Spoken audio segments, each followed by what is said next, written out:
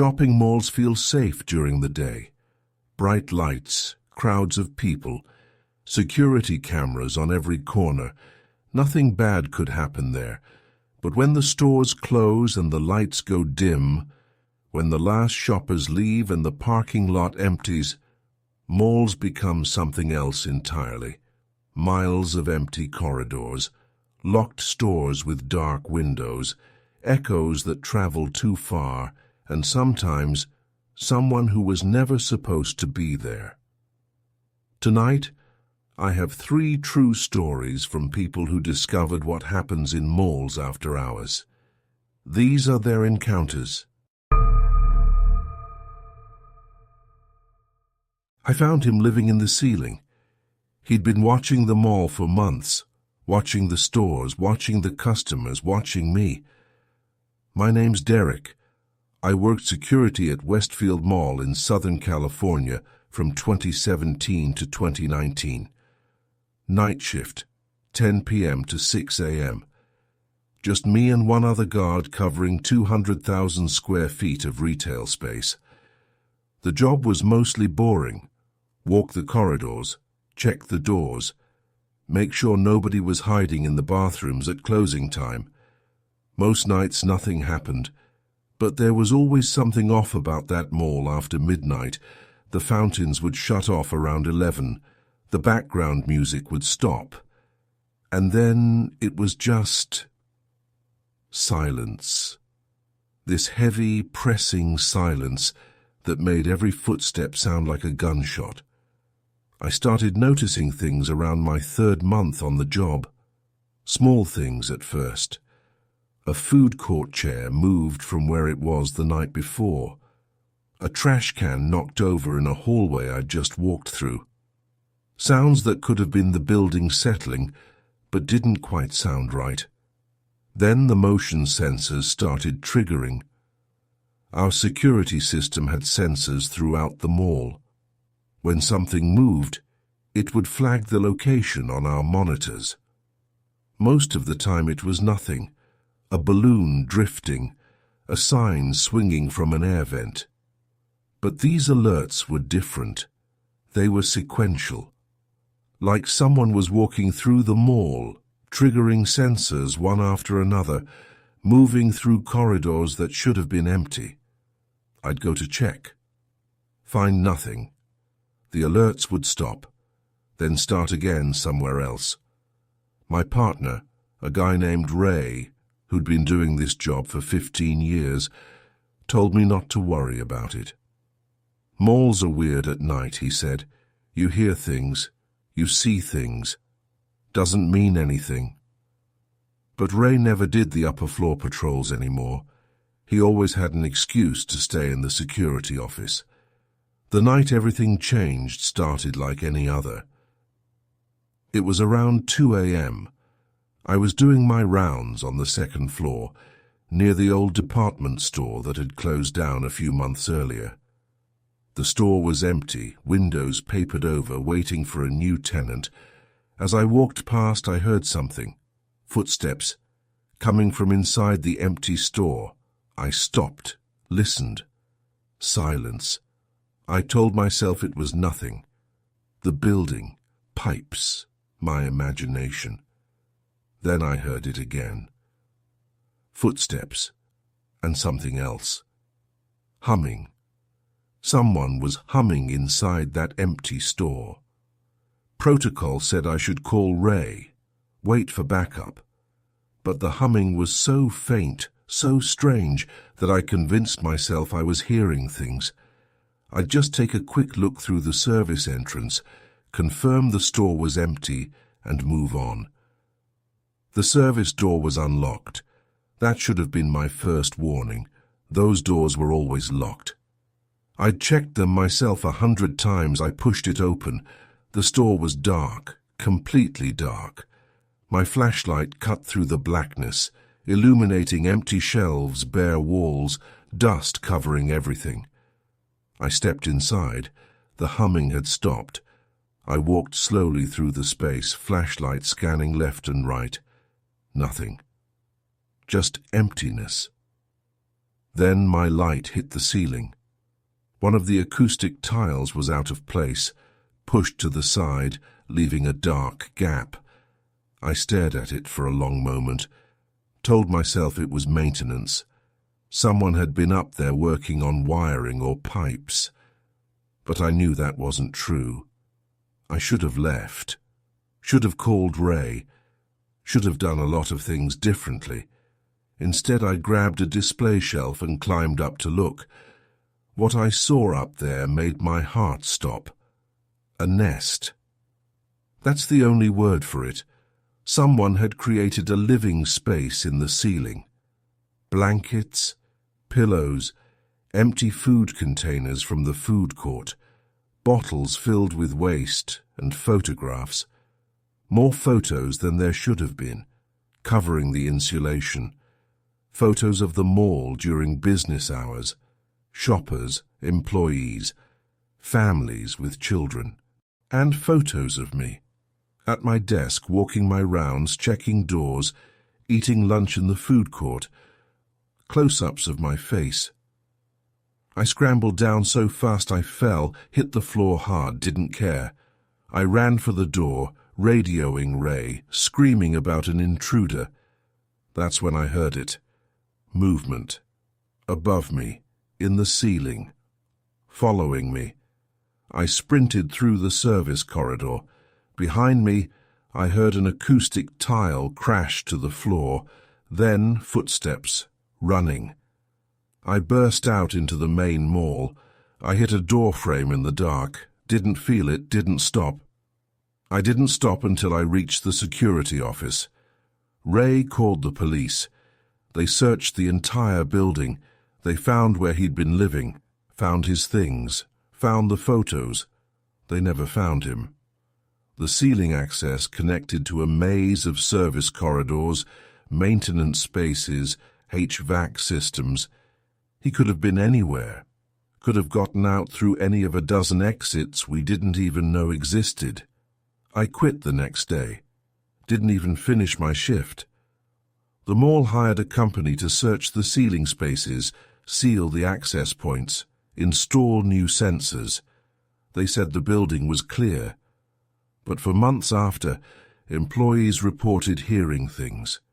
Footsteps in the ceiling, humming in empty stores. I don't know if they ever really got him out. I don't know if he's still up there somewhere, watching. They were in different positions every morning. At first, I thought I was going crazy. Then I checked the security footage. I wish I hadn't. My name's Alicia. In 2020, I worked at a clothing store in a mall outside of Houston, one of those trendy boutiques that sold overpriced jeans and tried too hard to look vintage. The store had mannequins, 8 of them, 4 in the window display, 4 scattered throughout the store. Standard retail stuff, faceless, white, posed in whatever outfits we were promoting that season. I hated those mannequins. There was something about their blank faces, the way they stood frozen in these unnatural poses. I always felt like they were watching me, even though they had no eyes. Stupid, right? They're just plastic and wire. They can't watch anything. That's what I told myself. The store was in a corner of the mall, away from the main traffic areas. We didn't get a lot of customers. Most days it was just me and my co-worker Jenny standing around straightening clothes that didn't need straightening. The first incident happened on a Tuesday morning in October. I came in to open the store, same as always. Did my usual routine, turned on the lights, started up the register, went to check the window display, and stopped. One of the mannequins had moved. Not much, just shifted. The day before, she'd been posed with her hand on her hip. Now her arm was at her side. I stood there staring, trying to remember if someone had changed her pose and forgot to tell me. But I was the only one who worked on the displays. Jenny never touched them. I told myself I was imagining things, fixed the pose and moved on. The next morning she'd moved again. This time her head was turned, looking toward the inside of the store instead of out at the mall, looking at the register, where I stood every day. I asked Jenny if she'd touched the mannequins. She looked at me like I was crazy, said she hadn't been near them. I started documenting it, taking photos every night before I closed, every morning when I opened. The mannequins were always in different positions, small changes at first, a hand raised slightly, a head tilted, but as the weeks went on, the changes got bigger, more obvious. One morning, 2 of the mannequins in the window had switched places entirely. Another morning, all 4 of the store mannequins were facing the dressing rooms, lined up like they were waiting for something. I was losing sleep, jumping at shadows. I knew it had to be someone messing with me. A co-worker, a night cleaner, someone with access to the store. I asked my manager to check the security footage. She pulled up the recordings from the night before. We watched the store sit empty, hours of nothing, just still, silent footage of mannequins standing motionless in the dark. Then, at 3:17 a.m., the footage glitched, just for a second, a brief burst of static. When it cleared, the mannequins had moved, all of them, at once. They were in completely different positions than they'd been a frame before. My manager rewound it, played it again. Glitch, static, different positions, no movement, no transition, just different. She said it was a camera malfunction, a corrupted file. Nothing to worry about. But I saw the look on her face. That night, I stayed late. I wanted to see for myself. I hid in the back office, watching the security monitor, waiting. For hours, nothing happened. The store was still. The mannequin stood frozen. Then, at exactly 3:17 a.m., the lights flickered. I looked at the monitor. One of the mannequins in the window display had turned its head. It was looking directly at the camera, directly at me. I ran. I don't remember leaving the store. The next thing I knew, I was in the mall corridor. I didn't stop until I found the night security guard. I never went back to that store. I called in sick the next day. And the next, eventually I just stopped calling. My manager left a few voicemails. Said I needed to come get my things. Said the security footage from that night was missing. Said the cameras had malfunctioned. I never picked up my things. I never set foot in that mall again. I've worked at 3 different stores since then. None of them have mannequins, I made sure of that. Because I know what I saw on that monitor. I know that mannequin moved. And I know it was looking at me. He was parked next to my car, just sitting there waiting, engine off, lights off, in an empty garage with 3,000 other spaces. My name's Megan. This happened in 2022 at a mall in suburban Philadelphia. I was there with my sister for some last-minute Christmas shopping. We got there around 6 p.m., parked on the 3rd level of the garage, and went inside. The mall was packed. Holiday crowds, long lines. We lost track of time browsing, and before I knew it, the announcement came over the speakers. Attention shoppers.